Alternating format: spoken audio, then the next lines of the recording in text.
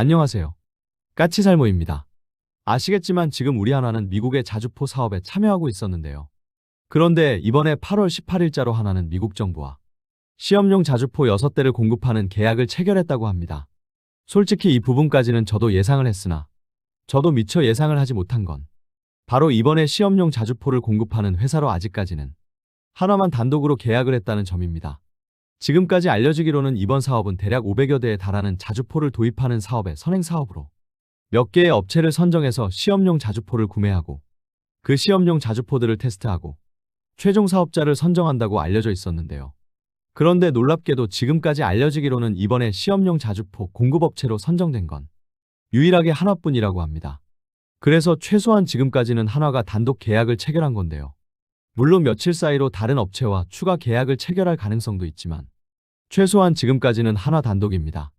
정말 놀라운 소식이 아닌가 합니다. 그래서 오늘은 그 이야기를 해볼까 하는데요.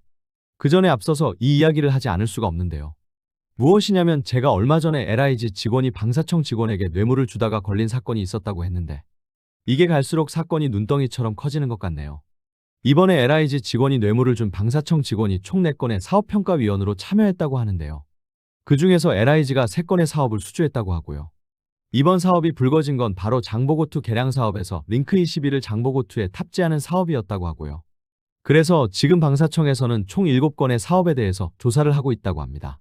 이게 엄청나게 심각한 게 지금 이번 사건에 연루된 LIG 직원이 LIG의 임원일 수도 있다는 이야기도 있고 만일 임원일 경우에는 임원은 청렴서약을 하기 때문에 그 처벌이 더 높아질 수도 있다고 하고요. 최소 6개월에서 최대 5년까지 입찰 자격의 제한을 받을 수 있는데 이번 규모는 방사청에서는 대략 2년 정도 자격 제한을 보고 있다고 합니다. 아직 방사청은 검찰로부터 공소장일람을 받지 못해서 관련자의 신분을 특정하지는 못하고 있어서 관련 LIG 직원이 임원인지 직원인지는 아직은 모른다고 합니다. 아무튼 그래서 지금 이 사건은 계속 확대되는 중이라고 하고 분명한 건 요즘 최근 들어서 가장 규모가 큰 방산비리라 절대로 그대로는 넘어갈 수 없는 게 분명해 보이네요. 그리고 우리 현대가 만들어주고 있는 페루의 4척의 군함 중에서 첫 번째 상륙함이 진수했다고 하네요. 이번에 진수한 상륙함은 2척의 상륙함 중에서 첫 번째 함선이고 페루 현지에서 건조된 함선입니다. 그럼 이 이야기는 여기까지 하고 다시 미국의 자주포 도입 사업을 이야기해보도록 하겠습니다. 한화의 미국 법인인 한화USA는 미국 정부와 기동전술포 그러니까 MTC 프로그램의 시제품 개발 계약을 체결했다고 공식 발표를 했는데요. 이번 계약 규모는 1억 30만 달러 그러니까 1417억 원 규모의 사업이고요. 한화는 미국 육군에게 총 6대 시험용 자주포를 공급하게 되는데요.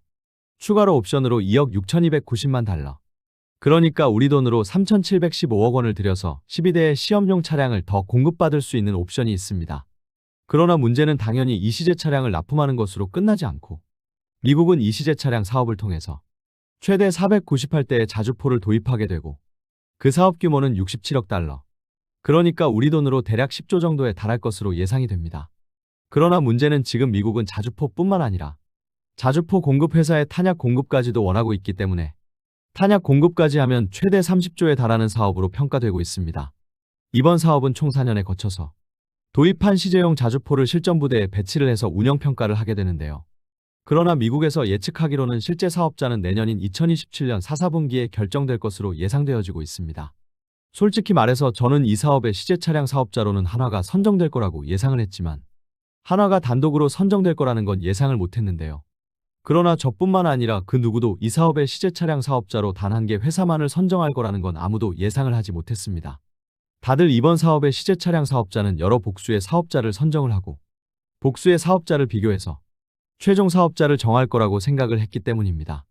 그러나 최소한 지금 제가 글을 쓰고 있는 이 시점까지는 이번 사업에서 시제 차량 공급 사업자는 한화한 회사만 선정이 되었는데요. 당연하지만 이번 사업은 그 규모가 큰 만큼 다양한 회사들이 참여를 하고 있었고요.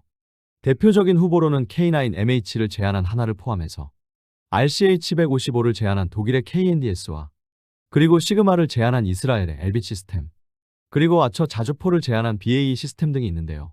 특히 이 중에서 저는 이스라엘의 시그마가 될 거라고 예상을 했습니다.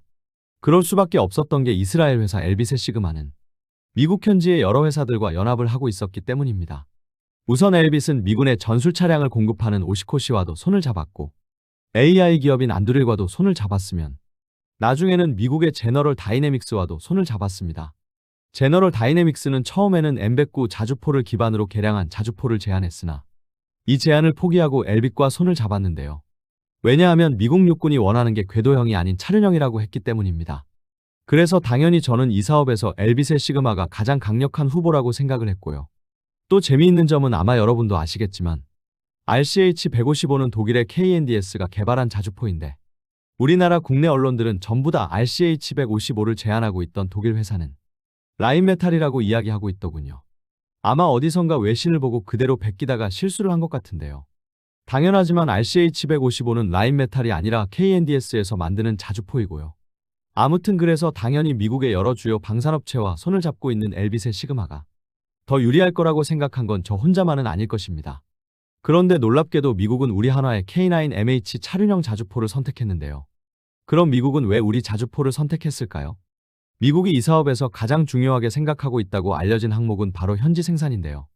그래서 한화는 미국 엘라베마주 오펠리카에 현지 생산 거점을 마련했지만 한화는 현지 공장을 3년간 임대하는 방식으로 마련을 했고 당연하지만 엘빗은 같이 사업을 하는 미국 현지 기업들이 현지화를 하게 되는데요.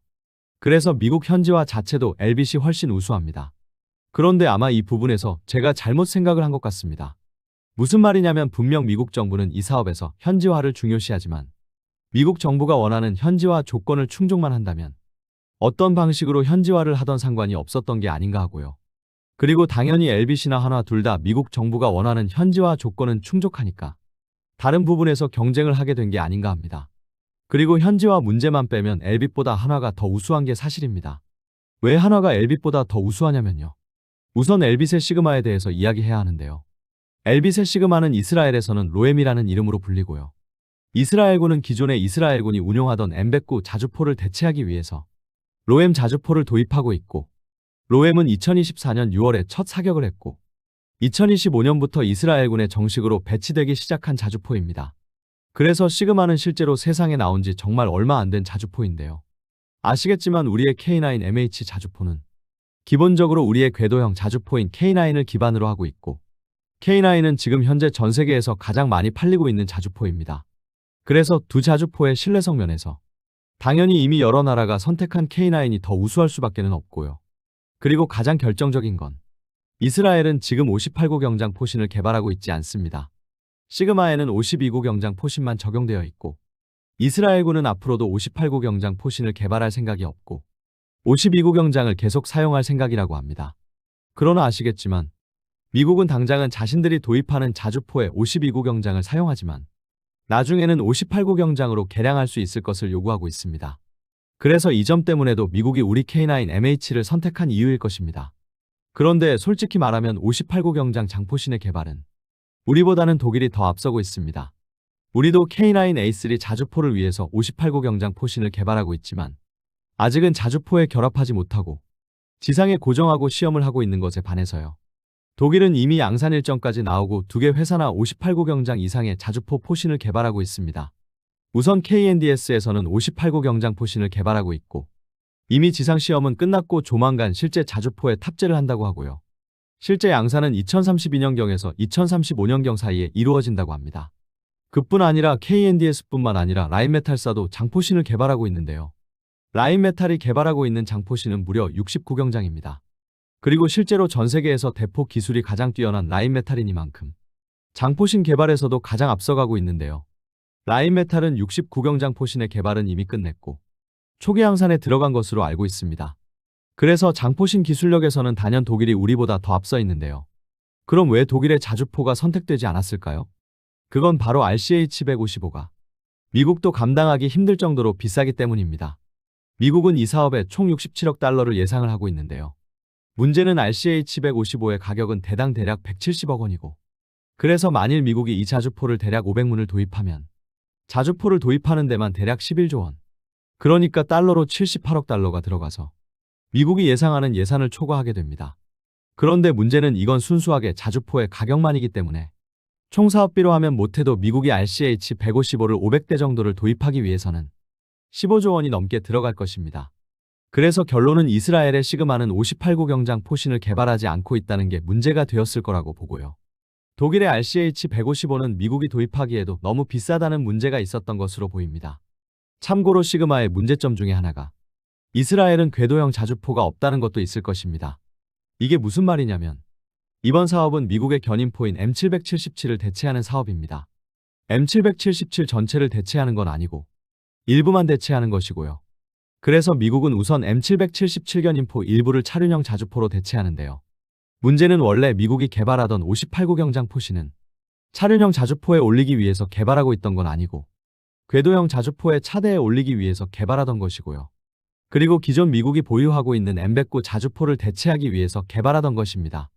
그래서 궁극적으로 미국은 이 사업 말고도 M109를 대체하기 위해서 궤도형 자주포도 도입을 해야 하는데요.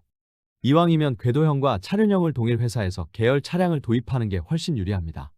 당연한 게 정비 등 후속 지원에서 한 회사의 제품을 도입하는 게 유리하겠죠. 그런데 독일과 우리나라 말고 궤도형과 차륜형을 전부 보유하고 있는 회사는 없다는 점입니다. 그래서 바로 이스라엘의 엘빗은 궤도형 자주포가 없다는 점도 단점으로 적용된 게 아닌가 합니다. 그래서 바로 이런 점 때문에 우리 한화가 선정된 게 아닌가 하는데요. 그러나 진짜 이 사업에서 한화가 선정된 이유는 따로 있다고 저는 봅니다. 무슨 이야기냐면 바로 탄약입니다. 이번 사업은 대략 10조 원 규모의 사업인데요. 탄약 사업까지 하면 총 30조 원까지도 예상되는 사업입니다. 그래서 자주포 자체보다도 탄약 사업의 규모가 더 큰데요. 그래서 제가 알기로도 미국은 이번 사업에서 자주포뿐만 아니라 탄약도 동시에 공급해주기를 원하고 있습니다. 그래서 한화는 미국의 아칸소주 파인블러프의 육군기지 내에 대략 13억 달러, 그러니까 우리 돈으로 1조 9천억 원을 들여서 155mm 포탄의 핵심 추진제 등 대규모 현지 탄약 생산 시설을 건설하기 위해서 사업을 추진 중입니다. 지금 이게 왜 중요하냐면 최근에 미국에서 있었던 터키 생산시설 도입 문제 때문에 더 중요해진 건데요. 지금 미국은 미사일뿐만 아니라 탄약 부족 문제에도 시달리고 있고 그래서 탄약 생산 공장을 증설하는 중입니다. 그런데 미국에서 무슨 일이 있었냐면 미국의 제너럴 다이내믹스가 검증되지 않은 터키의 장비 공급업체에서 탄약 생산 설비를 도입했다가 문제가 되었습니다. 이 설비는 포탄의 케이스를 생산하는 설비였고 제너럴 다이내믹스는 이 설비를 활용해서 2025년까지 3만 발의 탄약을 생산할 계획이었는데요. 2025년 8월에 설비가 고장이 나서 탄약 생산이 중단되었습니다. 문제는 이 설비를 도입하기 위해서 미국 정부의 예산 5억 달러가 투입되었다는 점이고 그래서 지금 이게 미국 내에서 문제가 되고 있는데요. 그런데 한화는 미국 정부의 지원도 받지 않고 1조 9천억 원이나 들여서 그것도 충분히 성능이 검증된 우리 한국 장비를 들여와서 탄약을 생산한다고 하고 있는 것입니다.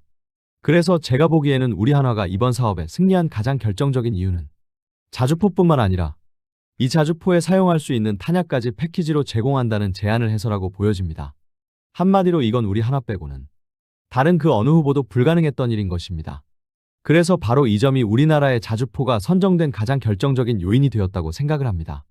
지금 미국은 탄약 부족 문제가 상당히 심각하고 그래서 정부에서 지원금까지 주면서 탄약 생산 설비를 증설했는데 하필이면 그 설비가 제대로 작동을 하지 않음으로 인해서 미국 내에서 탄약 문제가 더 부각되었고 그래서 바로 이 점 때문에 우리가 선정된 가장 결정적인 원인이 되었다고 봅니다.